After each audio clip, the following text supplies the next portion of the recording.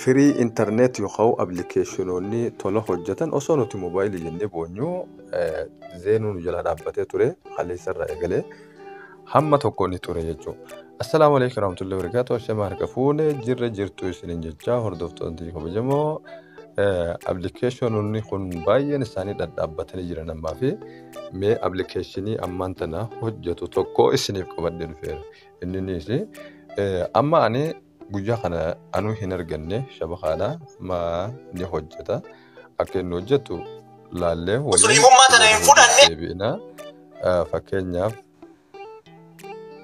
Mashallah liivillee ni hojjetu wantoonni argitanii. Okay.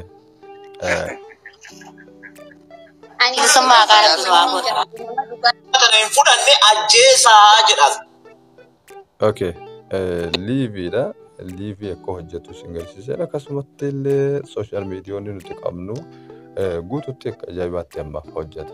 Fakkeenyaaf kunis ammoo YouTube.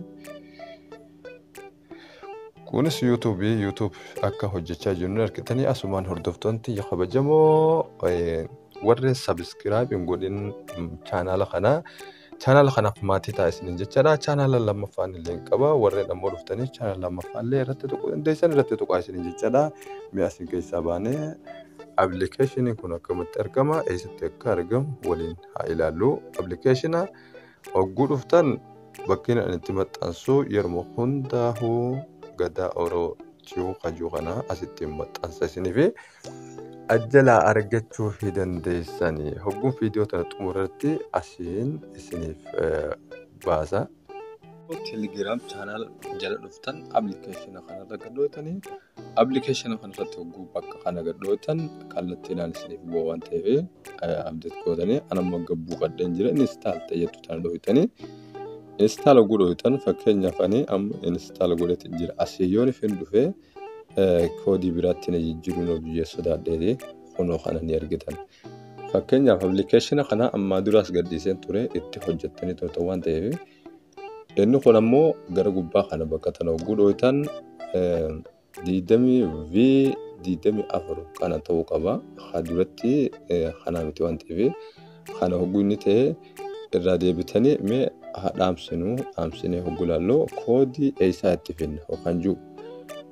Koodii isaa bakka itti fiduu dandeenyu koodii isaa kana hogguutan itti guutachuun beektan jee yaada walumaa galatti koodiin isaa isin diresiisin irra geessu. Fakkeenyaaf inni zeen irratti hojjetu akkuma duraaniiti. Serveriin zeen jijjiiraman qabdu. Kanuma duraa kan lamaffaa kanarra keessanii zeen humaan qabne fa'uuqa isa kanarra keessanii isa kanarra hogguu keessan kalamaffaa irratti illee akkasuma hojjeta. Gad deebinee immoo koodii itti jiruudhaaf kana tuqxanii yeessa kana guutuutan fakkeenyaaf amma kanarra naaf hojjeta 63 kanarratti naaf hojjeta. Isin ammoo koodiin achi jala kaayesuni koodii lamaan irra kaayesiniif itti tole san sentanii itti dalagachuu dandeessan. Fakkeenyaaf amma isuma sinirratti daawwadha yooniif hojjechuu baate deemeen kabiraa dabaladha jechuudha. Sababa nama viidiyoo tan waraabuuf isin garsiiseef mungkin na diituu ni mala. Yoo ni dide deemeen isa sanitti fidadhee dalaysiis ni hojjeta jechuudha. Fakkeenyaaf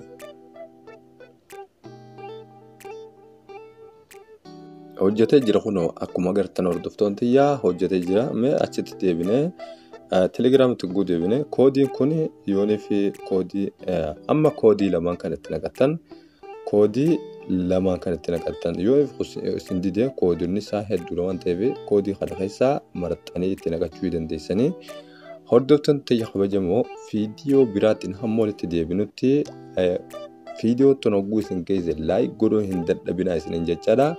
Viidiyoo biraatiin hamma walitti deebinutti nagayaan naaf tura.